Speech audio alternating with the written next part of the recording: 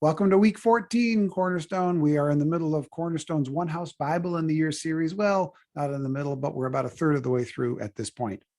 This week, we'll be reading the last half of 1 Samuel and the beginning of 2 Samuel. But as we mentioned last week, it's really the continuation of a single story because they were probably divided into two books because of scroll size.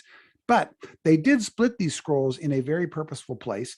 As we'll see this week, 1 Samuel covers the ministry of Samuel and the kingdom of Saul, and 2 Samuel is when the kingdom of David begins. So the last chapters of 1 Samuel, which we'll start by reading this week, are all about the split between Saul and David that started last week. Then Saul dies and David's reign will begin in 2 Samuel. So let's take a look at it passage by passage.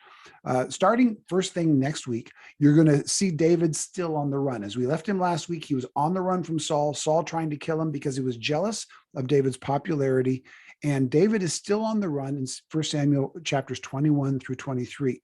He's on the run because Saul is jealous, because Saul is evil, because Saul is making bad decisions. And at this point, Saul is even influenced by demons and he wants David dead. In fact, it gets so bad for David that on the run, he finds himself in Philistia in the town of Gath. And if you'll remember Gath from last week, Gath is the hometown of Goliath. Yes, the Goliath that David famously killed. David ends up in Gath's hometown and they take him in and treat him better than his own people. So if you've ever been in a situation where your family or your church or your friends seem to be treating you worse than strangers, you're not alone. It happens to everybody at some point or another. It happened to David. So you'll see that at the very beginning of this week's reading. Then we'll get to 1 Samuel 24 through 26. And you'll note, I want you to note David's choices as we read through that part of the passage. Even as David is on the run, he acts like the kind of king everybody would want to have as a king or as a president. He's always a person of character. You'll also notice there's a chapter on David and this troublemaker named Nabal in the middle of all of that. So even in the middle of that, note David's behavior.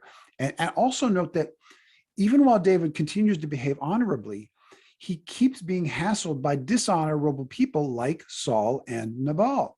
Again, it's another important lesson for us.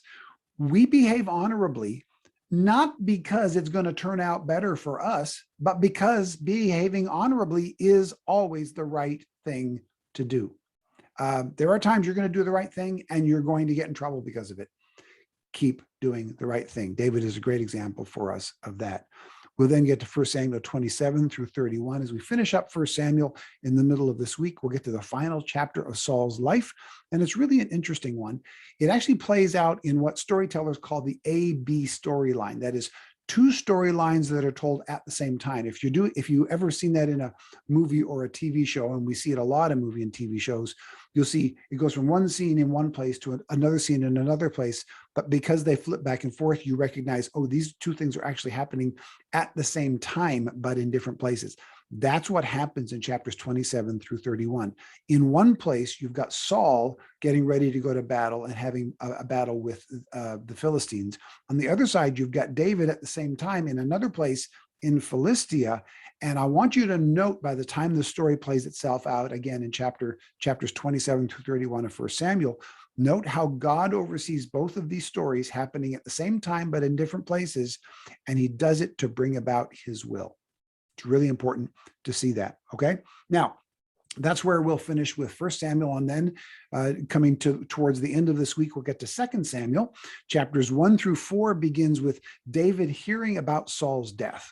Now, note this, David wanted to be in the battle in which Saul was killed, and he would have been on the other side because he was living in Philistia in the town of Gath. Note that as we go through. It's a really weird part of the story, okay? God spared him from being in that battle in a very strange way that David did not like, but it put David out of the battle so that David was not on the enemy's side when Saul was killed and therefore has no responsibility for Saul's death. He didn't know Saul was going to be killed in that battle, but God did, and God spared David from being in a place of being potentially even perceived as being responsible for Saul's death. This then leads to a series of conflicts between Saul's family and David. But we'll see in 2 Samuel chapters 5 through 8 how David makes things right. When David finally does step up and actually begin his reign as king, he begins to do several things that put some bad things back in their place again. He wins a great decisive battle. The ark comes back to Jerusalem where it belongs.